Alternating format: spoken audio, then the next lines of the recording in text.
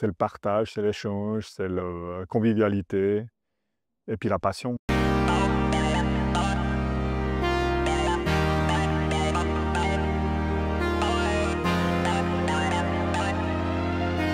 C'est l'heure de la Goutte Podcast. Bonjour et bienvenue à tous dans La Goutte, le podcast, vous le savez, qui, comme le vin, se partage. C'est le nouveau rendez-vous des amoureux du vin. Peu importe votre niveau de connaissance, vous êtes le bienvenu. Alors, on parle bien sûr du vin sous toutes ses facettes. Et si on parle du vin, il y a un acteur incontournable dans ce monde-là, c'est le vigneron. Le vigneron, c'est celui qui met la nature en bouteille, qui, à travers sa bouteille, raconte une histoire, un climat, une passion. Et bah forcément, on va en rencontrer un aujourd'hui. Il est vigneron, il se trouve à Grandvaux. C'est la cave Hugues, si vous cherchez sur Internet. Bonjour Emmanuel, Salut, merci beaucoup de me recevoir chez toi. et de rien, ça fait plaisir. Est-ce que tu peux me dire où on est là déjà? Alors, on se situe ici dans le bâtiment du propriétaire, qui est la commune de Corcelles-le-Jura. Et puis ici, c'est vraiment le carnottier où on reçoit tous nos clients, nos amis, on fait nos dégustations, nos portes ouvertes, tout se passe ici. Et aussi, au Vendange, c'est notre coin cuisine, au fait. Trop sympa. Donc vraiment à venir découvrir si vous venez dans le Lavaux. Pour les Français et les Belges qui nous écoutent, hein, le Lavaux, ça se trouve dans le canton de Vaud, en Suisse. Et je vous invite à vraiment découvrir cette région parce qu'elle est exceptionnelle. On va encore plus avoir envie de découvrir au fil de cette interview. Avant qu'on parle de ton travail, c'est-à-dire ici, de la cave Hugues, que tu nous expliques voilà, comment tu fais ton vin, l'histoire de la cave, j'aimerais que tu me parles du métier plus généralement de vigneron. Qu'est-ce que c'est ta définition du métier de vigneron? Alors, première chose, c'est un métier de passion, ça c'est sûr. Ce qui est très intéressant, c'est qu'on est vraiment dans la nature en permanence. Malgré ce que certaines personnes pensent, on est toute l'année à la vigne, il y a du travail toute l'année à la vigne. Actuellement, justement, on est en fin de période de taille de la vigne, du palissage de la vigne aussi. Donc, c'est vrai que c'est vraiment une passion et c'est très varié, au fait, aussi. C'est ça, nous, dans notre cadre de vigneron caveur, on va vraiment du début à la fin, c'est-à-dire qu'on a le travail de la vigne, ça c'est une chose. Et puis après, on a tout ce qui est le travail de la cave, de la mise en bouteille, de la valorisation, pardon, du produit, et puis la commercialisation derrière, hein. C'est ça, il y a énormément en fait de métiers dans un Dans un métier métier, au fait. de vigneron. Ça fait combien de temps, toi, que tu fais ce métier? Alors nous, maintenant, bon, ça fait depuis l'âge de 16 ans, 17 ans que je suis dans les 16 ans que je fais ce métier. J'ai fait l'apprentissage d'abord, et puis de vigneron.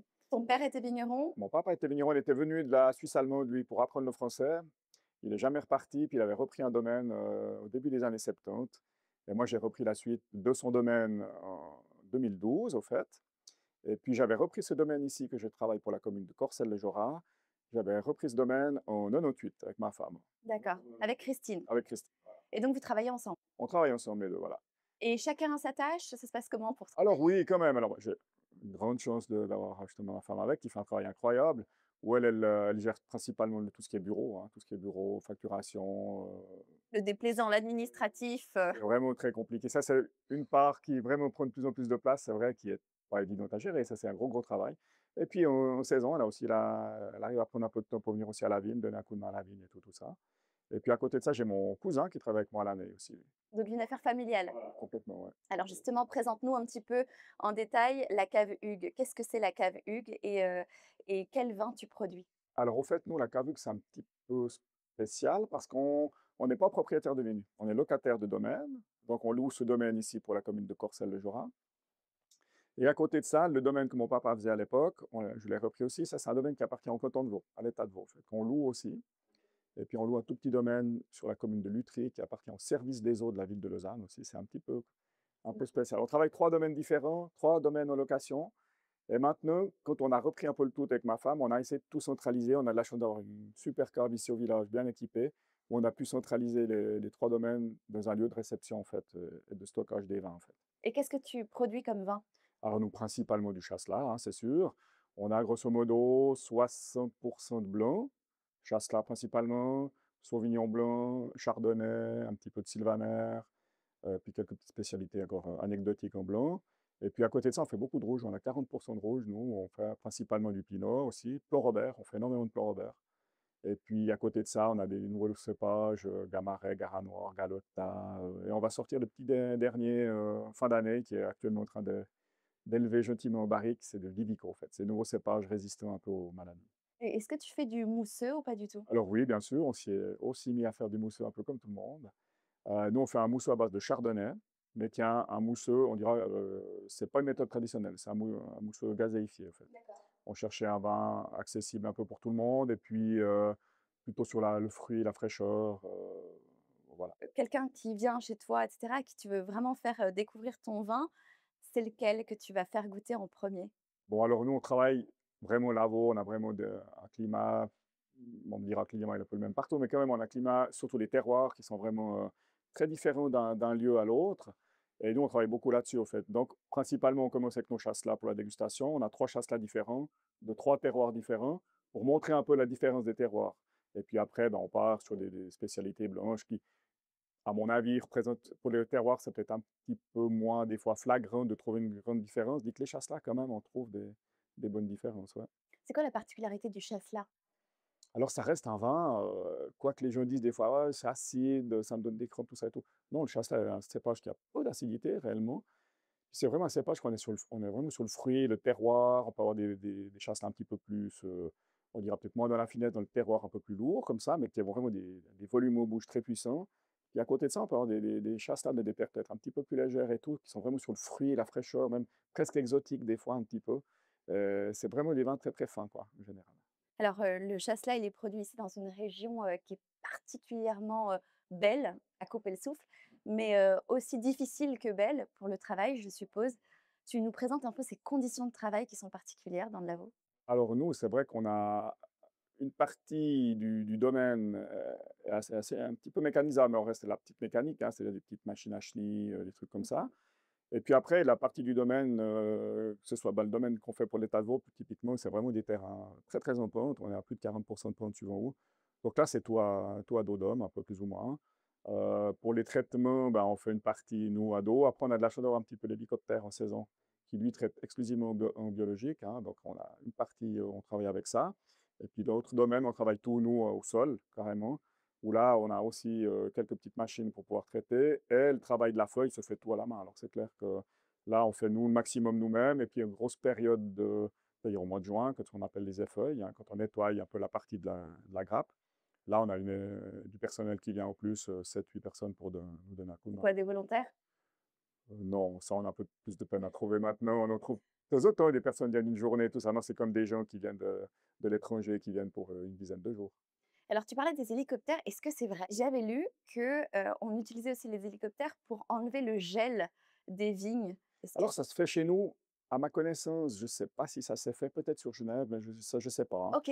Mais en France, en effet, oui, oui, alors il y a des endroits où ils servent les hélicoptères pour brasser l'air, en fait. Pour brasser l'air, pour juste changer la température de 0,5 ou voire 1 degré, ça permet juste des fois de passer hors du gel. Alors bon, c'est vrai que c'est peut-être pas très tendance écologiquement, Non, il y a mieux à c'est faire, pas je écolo, dirais, non. c'est pas génial, génial. Et ça se fait pas trop ici alors? Non, chez nous, peu. Alors là-bas, le problème qu'on a avec le gel, eh ben, on n'a pas vraiment de. Il y aurait des chaufferettes, mais c'est un coût assez élevé. Je sais que certains ont essayé, coût élevé, et puis au niveau pollution, c'est pas génial non plus, parce que c'est des cires qui brûlent, tout ça et tout. Au Valais, typiquement, ben, ils ont fait de l'aspersion aussi avec l'eau pour protéger, si on veut, le bourgeon, hein, qui se met dans la glace. Ben, là aussi, c'est des quantités d'eau astronomiques à servir.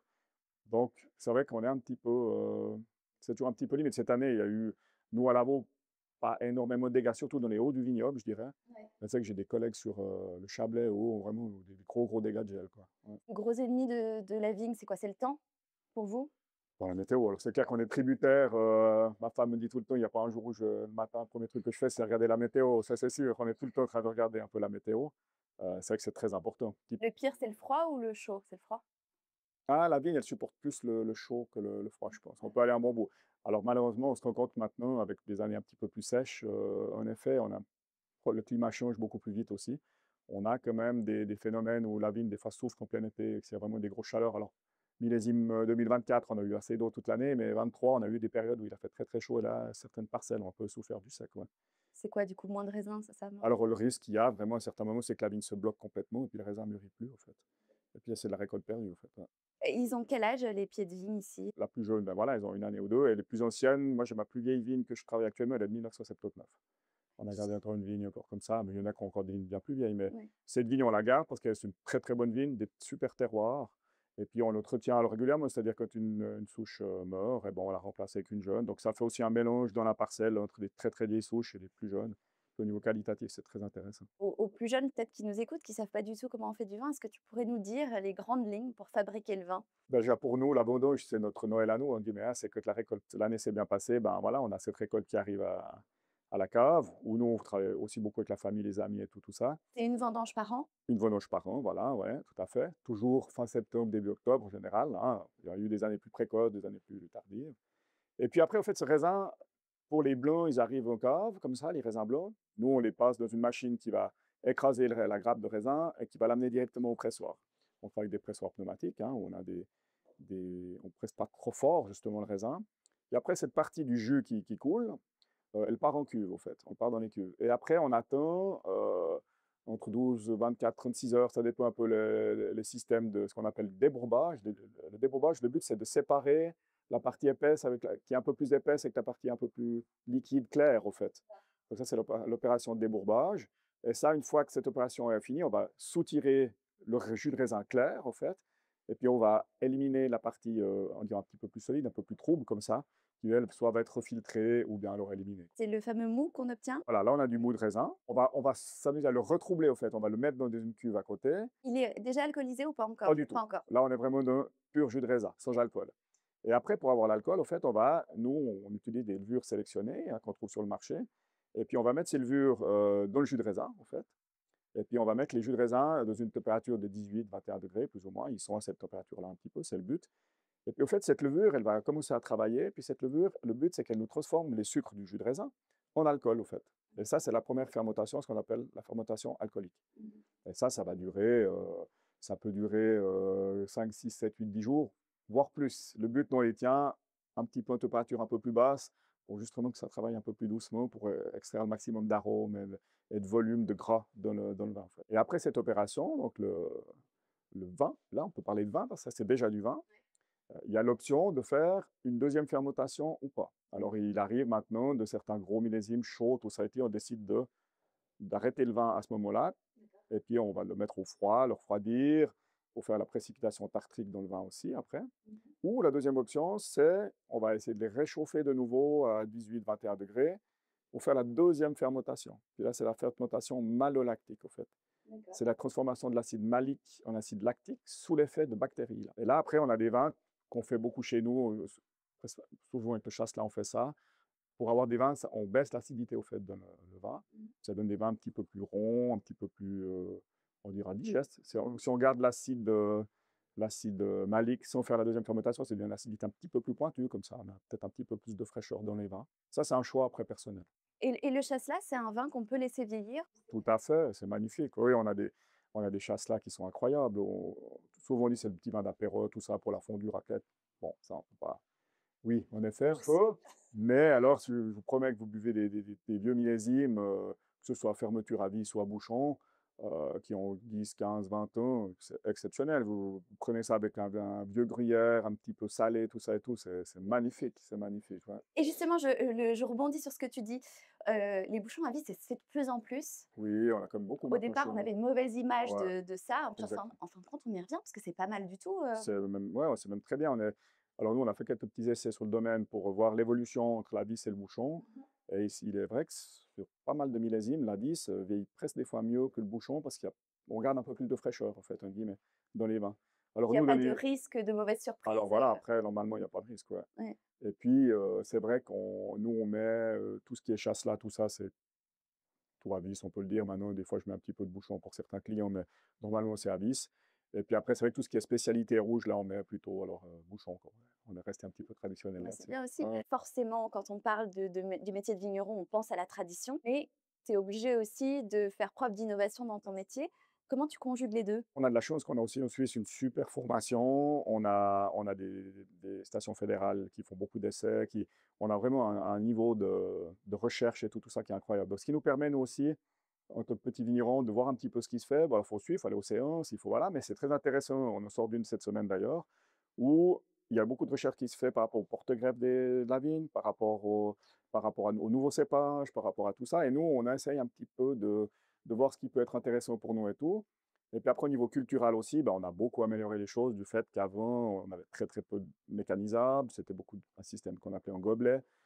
Et maintenant, on a passé tout un système en fil où on peut venir avec quelques petites machines et tout ça. Puis après, on essaie avec les cépages aussi d'adapter nos cépages par rapport au terroir, par rapport aux parcelles, surtout chez nous, parce que c'est comme ça, de la petite parcelle un peu partout.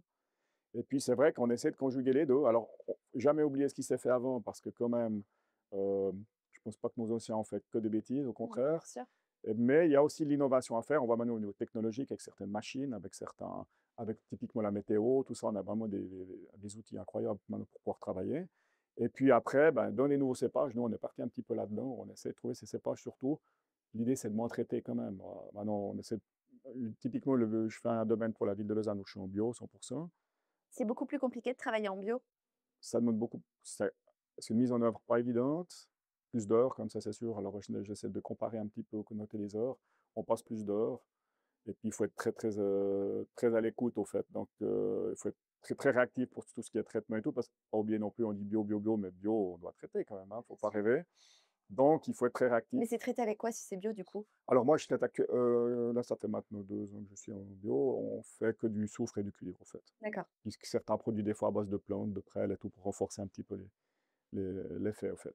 Vous utilisez, je sais pas, par exemple des insectes, je dis n'importe quoi, mais les coccinelles par exemple? Alors, au fait, moi, je n'ai jamais réintroduit, enfin, introduit, il y aura toujours moyen d'en amener. Par contre, tous les produits qu'on sert, on essaye justement que ça ne détruise pas la faune, en fait. Faune et flore, on essaye de vraiment euh, prendre typiquement pour ce qui est des vers, on a un petit ver qu'on appelle le ver de la grappe qui nous détruisait un peu les récoltes, certaines années des fois.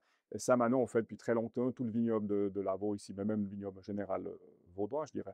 On fait de la confusion sexuelle, au fait, c'est-à-dire que c'est des petits diffuseurs. Je ne sais pas si tu as déjà vu dans les vignes, c'est des petites capsules qui sont tendues un petit peu à gauche, à Ouais, droite.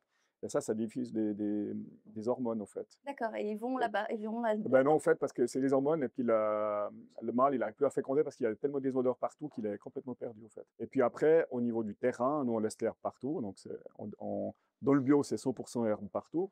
Puis on entretient l'herbe, on la fauche régulièrement.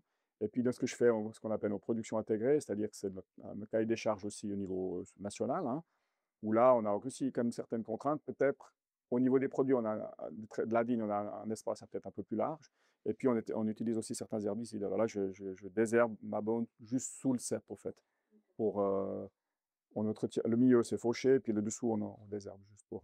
et dans tout ce que tu fais là, parce que tu fais énormément de choses, c'est vraiment très physique aussi et comme tu disais au début de l'interview, c'est toute l'année, hein, il y a pas de stop, voilà et c'est quoi le moment ou la partie la plus difficile de ton Je métier? dirais la partie vraiment intense où là, on est vraiment à fond, c'est, je dirais, du mois de mai à mi-août, c'est vraiment la période de végétation, en fait. C'est assez court, l'air de rien, ça va Mmh. très très vite tout d'un coup. Et là, il faut y aller, quoi. Il faut pas. Bon, alors nous, je suis un peu maniaque là-dessus. Je déteste rester en retard. Donc après, si on est en retard au début, on fait courir toute la saison, en fait. Et puis, il faut vraiment être au bon moment pour toutes les opérations, tous les travaux, tout ça et tout. Et puis après, c'est qu'on a toujours un petit moment un petit peu plus, je dirais, cool au niveau de la vigne. C'est toujours fin août, début septembre, où là, le raisin mature, au fait, hein. Donc là, on a une petite période un peu plus calme, qui nous permet, nous aussi, de faire nos mises en bouteille un petit peu avant les vendanges, de faire un peu de passe aux caves, nettoyer nos caves, tout ça et tout. C'est une période un petit peu plus cool, c'est vrai. Et il y a beaucoup de pierres quand même dans les vignes aussi. L'été, ça doit être des chaleurs, pour travailler Ah, les années, c'est pas mal, ouais, ouais, c'est pas mal. Alors, on essaie d'adapter aussi, qu'on faisait jamais avant, on essaie aussi d'un petit peu d'adapter. C'est-à-dire que là, on aurait tendance, une période très chaude, à partir très tôt le matin, à la fraîche. Et puis, 5-6 heures, ouais, ça, pour dire 6 heures, 6 heures. 5 heures, on a arrêté. Mais c'est vrai qu'il y a des fois, oui, typiquement les traitements, des fois. Alors, moi, je me veille aussi, c'est de jamais commencer avant 6 heures le matin, parce qu'il y a comme du voisinage, il y a comme les bruits, tout ça et tout. Donc, on fait attention à ça Même aussi. s'il y a des maisons, c'est Ah, alors tu nous as, mis 4 bouteilles là, voilà, devant nous. Ce sont des bouteilles, je suppose que tu produis? exactement. Alors présente-les-nous un petit peu. On produit donc quasiment tout en bouteille. On vend un tout petit peu un marchand, un petit peu de vin, ce qu'on appelle en vrac. Ouais. Après le reste, on fait tout en bouteille. Et puis on a une clientèle toute la Suisse, au fait, un petit peu. C'est quoi en vrac? C'est d'accord. Enfin, ce qu'on appelle en vrac, c'est une cuve. Le vin est fini dans une cuve. Et puis là, on a un acheteur qui va venir nous acheter cette cuve, au fait. Et il part comme ça, ce qu'on appelle en vrac, c'est-à-dire Et il va ramassé. revendre le vin? Ah, lui, son vin, après, va être mis sous une étiquette. Ils font des assemblages peut-être dans une grande cave. Ah Nous, on fait d'accord. beaucoup de villettes comme ça, hein. OK. Sous une bouteille de villette qui va peut-être partir après ailleurs, mais avec leur nom, hein, au fait. Pas avec, ton nom, Non, d'accord, voilà, très ouais, bien. ouais. OK, c'est intéressant. Alors là, en fait, nous, ben, principalement, ça, c'est vraiment le vin phare du domaine. C'est notre chasse-là, réserve de la commune de Corcelles-le-Jura. Que tu nous as servi là ou pas? Exactement, ouais, OK, très bien. exactement. Et puis, c'est vrai que ça, c'est vraiment le vin, alors qu'on propose tout le temps, très bien pour les apéritifs et tout. On le met aussi beaucoup, il passe beaucoup dans les manifestations aussi, qui se font un petit peu à gauche, à droite. D'accord. Et puis, à côté de ça, après, je t'ai sorti un Sauvignon blanc qui est aussi un petit peu, qui n'est pas forcément, qu'on trouve pas beaucoup à Lavaux. On connaît pas beaucoup de vignerons en fer à Lavaux. OK. Et moi, j'avais planté ça parce que j'ai de la famille en France aussi un peu, dans la région du Sancerre, qui est un peu le pays du Sauvignon blanc. Et j'avais mon parrain qui était vigneron là-bas. Puis j'avais toujours dit, bah, je planterai une fois aussi du Sauvignon à Lavaux pour voir ce que ça donne Et chez ça nous. marche? Et ça marche. Et j'ai une très bonne clientèle pour ça. Alors là, typiquement, on vient de des vins pour les un peu plus jeunes. J'ai assez des vins très aromatiques, très friands, fruités, comme ça, Magnifique. avec une petite pointe d'acidité. Et ça passe très très bien avec soit un apéritif bien frais, ou alors avec les poissons, des choses comme ça, fruits de mer et tout. OK, très bien. Ça, vraiment, c'est un peu dans les blancs pour Mano qu'on a sorti justement pour la plus jeune génération, on dira. À côté de ça, bah, alors c'est vraiment ça, c'est la spécialité locale, on dirait, de notre plan Robert, hein, qui est un vieux plan originaire de la région ici, hein, le Villette QI, on dira, en guillemets. Et puis ça, c'est au fait, ça fait partie de la famille des gamets, au fait. OK. C'est une sélection de gamets très vieilles, comme ça, qui avait été un petit peu, qui avait failli disparaître, au fait. Et une personne avait récupéré des greffons de ses cèpes pour regreffer. Puis maintenant, on est, je pense, une vingtaine de producteurs, peut-être un peu plus même. Et puis nous, on le vinifie traditionnellement aussi, hein. Une partie en cuve et on a toujours une à deux barriques à côté, puis on assemble juste avant la mise en bouteille. Est-ce que Euh, tu peux expliquer la différence entre cuve et barrique? alors, la cuve, en fait, nous, on a une cuverie qui est toute en inox, Donc qui est ultra très moderne, moderne? très moderne, voilà, et tout. Et puis à côté de ça, on fait des barriques, ce qu'on appelle, c'est des fûts en bois, un fût de chêne, hein, qui font entre 225 ou 228 litres. Ça dépend quelle région il vient. Bordeaux, c'est 225, et puis si on prend la Bourgogne, c'est 228. Et puis alors, là, on les passe en général entre 9 mois et 12 mois dedans, pour le plan Robert, en fait. Et puis après, on les assemble avec la cuve qu'on a à côté, avant les mises en bouteille, pour lui donner un petit caractère un petit peu, peut-être plus robuste, un petit peu comme ça. Et c'est pour ça qu'il y a pas de millésime, c'est ça? Ça aussi, on a changé depuis l'année passée avec ma femme. On a décidé de passer, enfin, ça fait longtemps qu'elle me disait, il faut qu'on mette une contre-étiquette, contre-étiquette. Donc on l'a fait. Et au fait, tout est derrière maintenant. Ah oui, Donc on a d'accord. derrière le millésime, le nom du cépage, tout ça. OK, super. Parce qu'au fait, c'est vrai que moi, dans mes étiquettes, pour expliquer un petit peu aussi, on voit toujours, il y a le coq, hein, Oui, c'est ça, tu c'est ce que vois. j'allais demander. Et puis au fait, ça, c'est une particularité de mon contrat que j'ai avec mon propriétaire. Ça, c'est les armoiries de la commune, en fait. Et c'est une obligation, je dois avoir ça sur les étiquettes. D'accord. Et alors voilà, le petit dernier que j'ai préparé pour aujourd'hui, ça s'appelle le coq noir. Tu vois là le coq un petit peu engauffré, ça justement c'est un petit peu différent. On a gardé le coq quand même, mais on a fait, ça c'est des cuvées qu'on appelle le coq, en fait coq noir. On a trois coqs différents en fait. On a le coq d'or qui est un chardonnay. On a le coq argenté qui est un mousseux de chardonnay justement. D'accord. On a la corsaline, en fait ça c'est un vin doux à base de sylvaner qu'on fait aussi, toujours avec de cette même ligne d'étiquette. Ça, c'est un vin doux qu'on fait. C'est pas un liqueur au vrai, mais c'est un vin doux qu'on fait, voilà, avec du sylvaner. Et puis à côté de ça, on avait sorti celui-ci qui s'appelle le coq noir. C'est un assemblage un peu des trois cépages principaux qu'on a sur le domaine, c'est-à-dire Pinot, Clos Robert et Merlot, parce qu'on fait aussi un Merlot pur à côté. Mais ça, par contre, c'est élevé 3 ans au fût de chêne, en fait.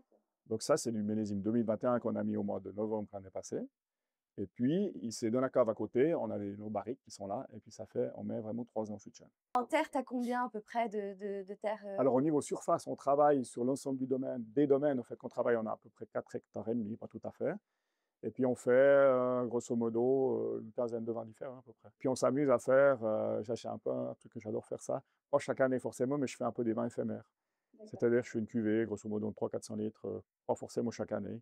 Où là, je me suis essayé au vin orange, je me suis essayé à tu fais des des vins tests? sur lit, avec des assemblages de rouge un peu différents. Enfin, des Tu as déjà fait du rosé, par exemple? Alors, on fait du rosé à côté. Malheureusement, je n'ai pas pu le présenter aujourd'hui parce qu'on est en rupture de stock. Ah bah voilà, Mais le succès. voilà, on fait un œil de perdrix, en fait, rosé de pinot noir. Qui marche très bien. Et quel est le vin que tu préfères, produire, que tu préfères faire? Parce que le rosé, c'est compliqué aussi à faire. Alors, sur dans les vinifications, des fois, c'est un petit peu plus compliqué le rosé, en effet, ouais, ça c'est vrai. Je dirais, nous, pour le vin qui est, je dirais, assez facile à la vigne, je dirais quand même, par rapport à d'autres cépages. Et puis en cave, qui est très intéressant à travailler, c'est vraiment le chasselas. Je reviens un peu toujours là-dessus, mais c'est vrai que au viticole, c'est super joli à travailler à la vigne. Et puis, en cave, on peut vraiment là travailler par rapport au terroir, tout ça et tout. Après, si on prend dans les rouges, c'est vrai que moi j'aime bien travailler avec le Plan Robert parce que c'est un cépage comment dire, sauvage. D'accord. Il faut vraiment, à la cave, il faut être assez fin en fait. À la vigne, à travailler, c'est assez joli aussi, mais au cave, il faut vraiment être fin parce que c'est vite un cépage qui pourrait vite dévier, pas forcément du bon côté. Et alors, on parlait de l'innovation, forcément, il y a un sujet que tu dois connaître et dont on parle de plus en plus, c'est, la désalcoolisation du vin. Voilà. Mmh. Quelle est ta position par rapport à ça? Toi, qu'est-ce que tu en penses de ça? Alors moi, c'est la grande discussion qu'on a les vignerons ces temps un petit peu là-dessus justement. On a vraiment tous les avis. Alors certains trouvent que c'est pas normal qu'on appelle ça du vin, enfin tout ça et tout. Moi, je leur réponds toujours qu'on fait bien de la bière sans alcool, donc on va bien pouvoir faire du vin sans alcool aussi. Après, personnellement, je n'ai pas dégusté encore. Je sais qu'on va le déguster bientôt, c'est prévu. Moi, je suis pas contre en fait.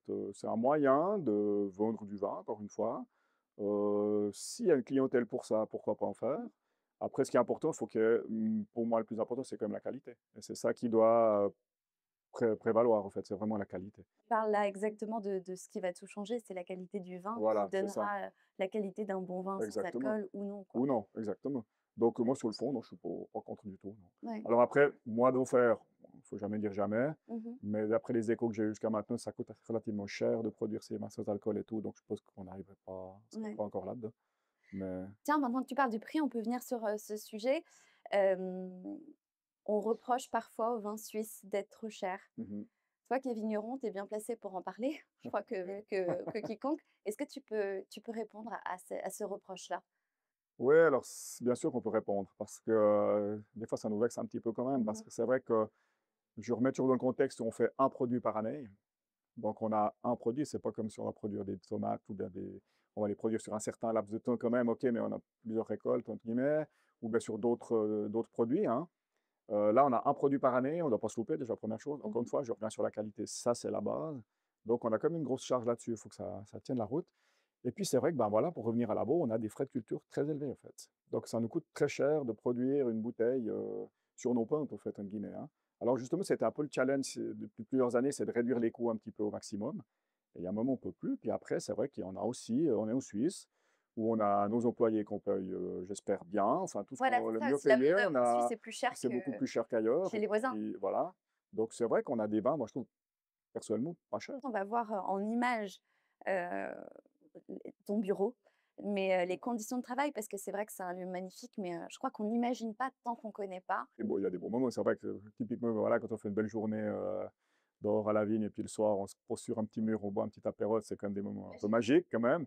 Et puis, moi, je dis toujours, la chance que j'ai quand même, oui, le métier est dur, tout ça et tout, mais alors, quand je vois ce qui se passe sur les routes, les gens qui vont au travail tous les matins et tout, moi, j'ouvre ma porte de maison, puis je suis au travail, c'est C'est bon. fabuleux. Ça, c'est grandiose, quoi. C'est pour ça qu'on parle aussi de métier de passionné parce Voilà, qu'on vraiment, voit vraiment. on voit plus. Si, on la voit la difficulté, mais on la vit autrement. Ouais, complètement. Ouais. Et où est-ce qu'on peut les acheter, ces Alors, vins? principalement chez nous, c'est à la cave, parce qu'on n'a pas. C'est vraiment pour un public suisse pour le moment. C'est Voilà. vrai que Oui, oui, on a eu essayé. qui veulent venir, enfin veulent découvrir, ils doivent Ils venir. doivent venir là, en fait. On a fait avec ma femme pendant 3 ans un salon en Belgique. D'accord. On allait là-bas. C'était aussi un petit peu, ouais, c'était une organisation, mais c'était très très sympa et on a pu justement se confronter.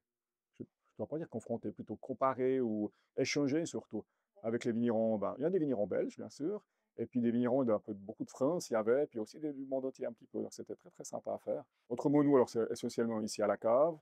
Et puis après, on se déplace. Alors, nous, on livre dans toute la Suisse, en fait. C'était un petit peu, mon papa avait fait ça à l'époque. Je travaille avec des restaurateurs. Alors, restaurateur. Alors, on a vu que la période Covid, je dois dire qu'on l'a relativement bien vécu parce qu'on s'est pas mal retrouvé la famille, tout le monde ensemble et tout. Et puis, on a pu tous travailler ensemble, en guillemets, parce que voilà, tout était bloqué partout. Et ma femme, elle a fait un travail incroyable. Elle a fait vraiment la radiographie du domaine, de la clientèle.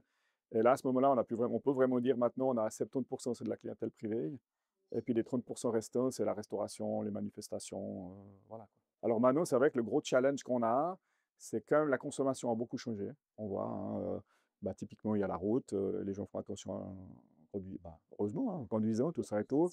Le phénomène aussi pour la santé, on sait on a comme une campagne qui se dit que c'est mauvais de boire du vin. D'où l'intérêt de plus en plus pour le désalcoolisé pour beaucoup de gens. Ouais. Alors, c'est vrai que nous, maintenant, c'est de faire découvrir ça aux plus jeunes, en fait. Alors, de vouloir faire découvrir aux jeunes 18, 20, 22 ans, c'est beaucoup plus compliqué. Puis, si je me rappelle bien, à cet âge-là, nous, on buvait déjà du vin parce qu'on a toujours été dedans, mais disons, La nouvelle génération est différente. la nouvelle génération est différente, elle boit différemment, moins, peut-être qualitativement encore supérieure. Et puis, les gens ne stockent plus, au fait. Maintenant, on achète du vin parce qu'on veut boire un verre de vin. On a des invités le soir, mais on n'a plus, comme moi, j'ai mes certains clients encore, où ils font du stock pour l'année ou bien pour le 6 mois, puis on voit de moins en moins ça. Donc ça, c'est vrai qu'on doit s'adapter à ça.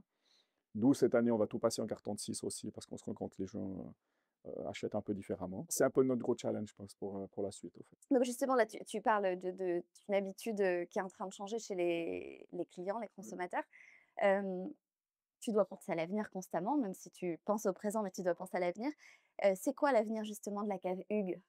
Pour nous, l'avenir, il est assez dessiné déjà d'avance, vu que j'ai un contrat, si tu veux, de location. Oui, Moi, j'ai un contrat de location qui va me pousser jusqu'à ma retraite, plus ou oui. moins, c'est calculé comme ça. Donc après, ben, à ce moment-là, ben, moi, voilà, ce sera un peu fini pour moi ici, hein, guillemets. L'avenir, moi, c'est justement de pérenniser ce domaine, de suivre un petit peu l'évolution quand même. Et puis c'est vrai que, ben, voilà, après, on prend aussi un peu d'âge, donc aussi pas oublier les jeunes, justement, de travailler avec ces jeunes, tout ça, parce que l'avenir, c'est quand même, hein. C'est Et super puis, important, oui. voilà, exactement. Et puis, typiquement, bah, de notre travail de tous les jours déjà, puis après la clientèle aussi, et c'est bah, hier, justement, j'avais un groupe des jeunes, tout ça et tout, c'est super sympa parce qu'on peut voir comment ils dégustent, et qu'est-ce qu'ils aiment moins, Et qu'est-ce qui ressort de ça? C'est hyper intéressant. Ben, alors c'est vrai, comme hier soir, étonnamment, c'était les chasses-là, ils étaient assez portés sur le chasse-là, ils ont bien aimé les chasses-là. Et puis dans les rouges, eh ben, on voit qu'ils aiment bien les vins un peu peut-être plus structurés, en effet. Ok. Des jeunes de quel âge? Là, c'était des jeunes qui avaient entre 20 22 ans. Il y avait une personne un peu plus de mes âges, un peu plus âgée, mais autrement, c'était, qu'est-ce qu'il faut dire, je pense, la trentaine, Ouais. à peu près, ouais. Des vrais jeunes. Voilà, ouais. Alors, Plus jeune que nous, en tout cas. je te propose que tu nous montres ta cave, t'en parler. Et puis après, on va voir ton bureau quand même. On voit le bureau quand Hein, même après, hein. ça peut être Ouais, ouais, sympa. ça peut être Allez, sympa, c'est ça. parti. Allez. Alors voilà, bienvenue dans notre cave, ici, hein. Wow. Cave très moderne, tout en inox. Où là, vraiment, comme j'ai expliqué avant, au niveau des fermentations, c'est le top parce qu'on peut vraiment régler les températures comme on veut, un petit peu plus froid, un petit peu plus chaud, tout ça et tout. C'est ici que tu fabriques tous les vins? Voilà, tout vient là, à part Ok. les barriques où c'était où on était avant, en fait, hein. Ok, Et ici, tout est là. Et la semaine prochaine, c'est le gros boulot qu'on va faire, on va faire préfiltrer les vins, en fait. d'accord. On va passer les vins dans un filtre qui est à côté, je peux vous le montrer après, où il va être filtré sur des plaques, en fait. Et puis, on va le sortir clair, en fait. Ce sera tout clair après. Prêt pour les mises en bouteille. Voilà. Et pendant les vendanges, parfois, on sent une odeur très très forte. Qu'est-ce Ça, que c'est les c'est? fermentations, justement, ouais. C'est la fermentation. C'est la première fermentation, quand les sucres se transforment en alcool. Ça, c'est très tumultueux. Ça monte en température. C'est pour ça qu'on essaie de faire attention de ne pas les laisser monter trop en température. Ça dégage beaucoup de gaz, au fait. Puis ça sent vraiment fort, les gaz. Ah, ça sent mauvais, hein? Ça sent fort, on dira, ouais. En général, ça doit sentir bon. Si ça tombe mauvais, c'est c'est pas bon signe. Ouais, normalement, ça doit sentir D'accord. bon. Ouais. Ça doit sentir bon, Ouais. normalement. D'accord. Complètement fait là-bas. Là. Justement, je te Sauf- parlais du filtre, justement. Ouais. Où, bah voilà, ça c'est notre filtre où là, on va passer les vins là-dedans, en fait. On met des plaques, là, entre deux, en cellulose, Ok. où le vin va passer à travers et puis ça va retenir toutes les grosses particules. Ok. Et après, il sort clair. Puis là, on a toute une petite cave pour nos petites spécialités, ou bien Tes petits essais dont tu nos parles. petits essais, puis aussi les fonds les restes de cuve. Des fois, bien sûr que les litrages ne jouent pas forcément toujours pile poil. Donc ça nous permet d'avoir ça, ce qu'on appelle des petits chapeaux flottants, en fait. On va voir ton bureau? Alors, on peut aller voir le bureau. C'est parti. Ton bureau. Ici, voilà, mon bureau est là. Tout à fait. Donc là, bon, tu vois, cette parcelle-là a été taillée déjà. Oui. On voit. Maintenant, tu vois les sarments au milieu, qu'on appelle les sarments de vigne, hein. Après, on va D'accord. Ça passer sert à quoi? bah, ça, on va passer avec une machine, en fait, pour les broyer, en fait. Puis ça va nous amener de la matière organique D'accord. après pour la vigne. Puis là, bah, on voit qu'on a déjà ce qu'on appelle le palissage. C'est-à-dire que cette branche-là, si tu veux, qui était en bois de l'année passée, Oui. eh bien, on a gardé un bois ici, qu'on a ce qu'on appelle palissé autour du fil de fer, en fait. Et c'est là, on voit les yeux, ici, tu vois, qui vont éclore au printemps. On aura les nouvelles pousses de l'année, en fait. D'accord. Donc c'est ça qui va donner des grappes après? Voilà, après, si tu veux, on voit bien les bourgeons, Les ce qu'on bourgeons. appelle ici. Ouais. Ben là, une partie verte va sortir après, puis après cette partie verte, on va la palisser entre les fils jusque là en haut. Puis il y aura les grappes au fait dessus. C'est vrai que on n'a pas tous un bureau comme ça, Non, non, c'est vrai que ça, c'est pas mal. donc on peut se permettre d'apprécier un petit instant cette vue, mais c'est vrai que c'est bien en pente, donc quand tu bosses, ça doit être. Là, c'est pas mal. Donc, on a toute cette partie-là. Donc, c'est dans la zone, ce qu'on appelle Villette, ici, l'appellation Villette, une partie. Ouais. Et puis après, si tu vois un petit peu plus loin là-bas, ben, on voit la partie, ce qu'on appelle le Desalec à la main, tout ça. Et puis, là, c'est les plus grosses, les plus fortes ponts de la région, si on veut. D'accord. Qu'est-ce qu'on peut te souhaiter pour la suite? Eh bien, surtout, je pense que ce qu'on souhaite, c'est de faire un beau millésime 24 qu'on va commercialiser en 25, qui est prometteur. On se réjouit de la semaine prochaine, c'est mon travail de la semaine, je vais filtrer ces vins. Et puis surtout pour l'année viticole, qu'on ait une année un petit peu plus, on dira plus facile que l'année passée. Elle a été rude l'année C'était une dernière. année rude avec la météo qu'on a eue, c'était assez compliqué quand même. On s'en est très bien sorti, dans notre cas personnel, je dirais. Mais l'idée sera une belle saison, oui, ça c'est sûr. Tu reçois aussi hein, dans ta cave Tout pour. à fait. Ouais, on a une capacité plus ou moins de 30 personnes où les gens peuvent réserver et puis on fait que des dégustations si on veut. On fait pas de cuisine si on veut, mais des dégustations, 3 vins ou plus et puis avec des flûtes ou du fromage en accompagnement. Voilà. Moi, je viens de boire avec modération, bien évidemment, mais Bonjour. un petit verre de chasselas, de ton chasselas, il est absolument magnifique. Merci, Donc, merci beaucoup. j'invite les auditeurs à te découvrir. Ouais, à Tous les passer. jeudis soirs, on a la cave ouverte de 17h à 20h. C'est ouvert à tout public. Dans le Lavaux, les amis, regardez. Si vous ne connaissez pas, je vous invite vraiment déjà à venir voir la Suisse et les Suisses, mais aussi à découvrir du coup cette zone magnifique. Pour moi, ce qui est important dans le monde du vin, c'est le partage, c'est l'échange, c'est la convivialité. Et puis la passion. Pour moi, c'est la passion, c'est ça en fait. Voilà, passion des terroirs et tout. Ouais. Et merci. De rien.